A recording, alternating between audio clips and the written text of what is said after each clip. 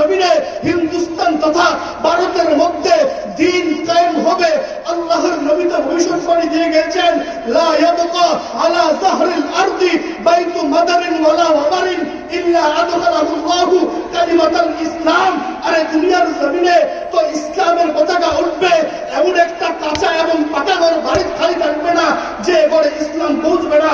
আরে আমরা মনে করি আমেরিকা বড়, আমরা মনে করি রাশিয়া বড়, ভারত বড়, ভারতের দালালরা বড়। আরে তোরা শুনে রাখ, আল্লাহ বড়, আল্লাহ বড়। আল্লাহর ধরা অনেক কঠিন হবে। ইন্না বাতশা রাব্বিকা লাশাদীদ, আল্লাহর ধরা অনেক কঠিন। আমরা তো জন্মের সময় কানে আযান দেওয়া হয়েছে আল্লাহ বড়, একামতে বলা হয়েছে আল্লাহ বড়, মৃত্যুর সময়ও আল্লাহু আকবার বলে বলা হবে আল্লাহ বড়, নামাজেও বলে আল্লাহ বড়। আরে আমরা কি করে বুঝবো আমেরিকা বড়? আরে আমরা কি করে বুঝবো জালেমরা বড়? আরে কি করে বুঝবো আমরা ভারতের বড়, ভারতের দালালরা বড়?